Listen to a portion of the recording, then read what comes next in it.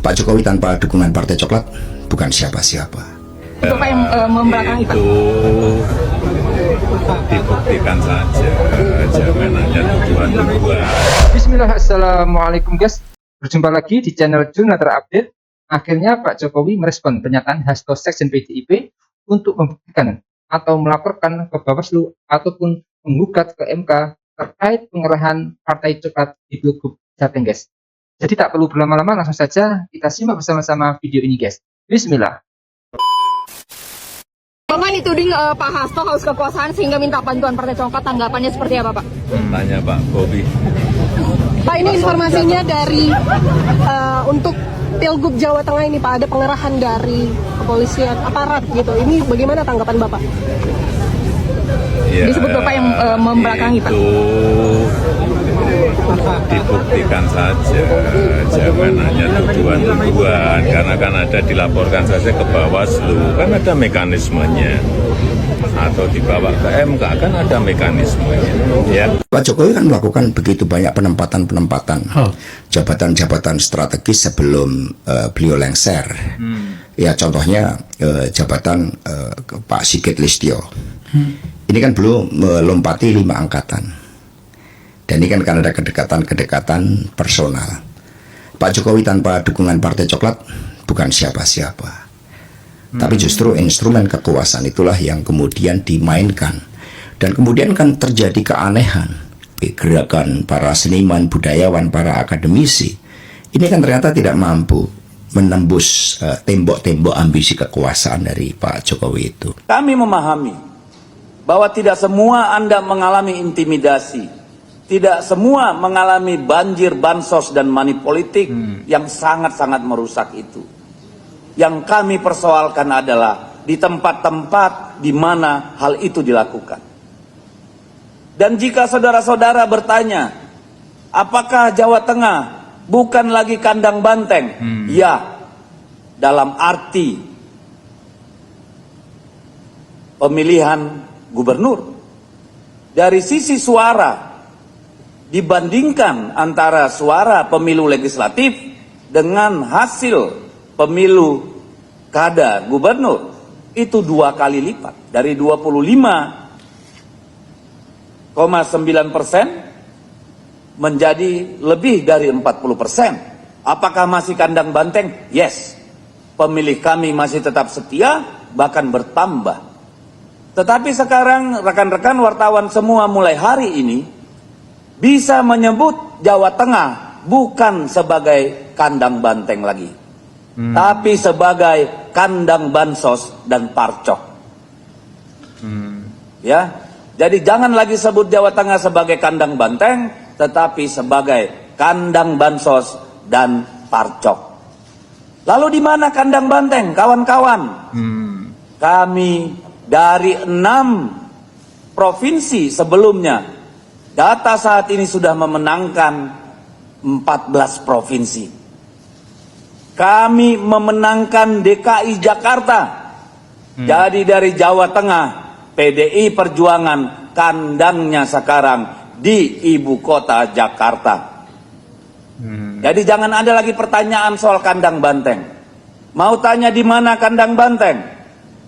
DKI Jakarta memenangkan pemilu provinsi legislatif, ketua DPRD, dan kemarin gubernur dan wakil gubernur di Provinsi Riau. Belum pernah dalam sejarah PDI Perjuangan menjadi ketua DPRD provinsi di sana sekaligus memenangkan pemilu gubernur. Dari 6 provinsi di Papua kami memenangkan 4 provinsi. Kami bisa mengembalikan kehormatan partai di Kalimantan Barat yang dulu terlepas, sekarang kembali lagi. Fenomena coklat nih, karena ini kan terasa ya di mana-mana. Saya sebagai ketua untuk pemenangan itu kan merasakan setiap hari banjir laporan itu. Kadang saya merenung, apakah dulu salah kita melepas polisi itu dari TNI, ya dari ABRI waktu itu, kemudian membuatnya menjadi institusi sipil di bidang keamanan. Apakah ini perlu kita kaji ulang, atau Justru kita harus kayak Amerika. Jadi polisi di jalanan itu polisi lalu lintas sama patroli gitu ya. Yang di sana itu ya reserse. Oke. Kalau kita lihat genealogi dari kepolisian, yang di awal memang hanya dimaksudkan untuk menjaga ketertiban tuh.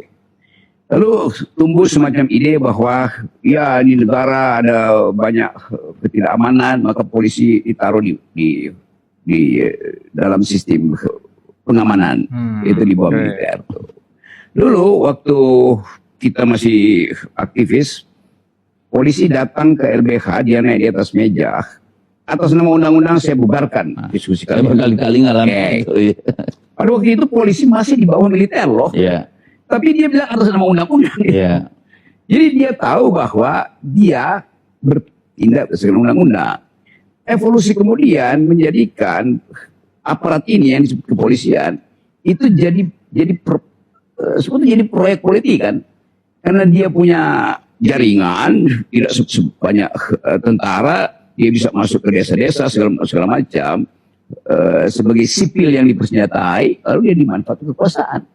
Jadi mesti ada juga semacam kurikulum etik baru di kepolisian bahwa Anda itu adalah pelayan, Betul. bukan pesuruh bahkan.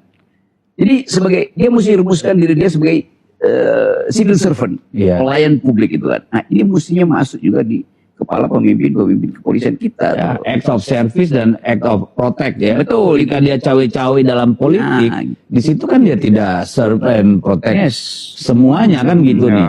Nah, jadi ada stand of command yang nggak bisa ditafsirkan secara utuh.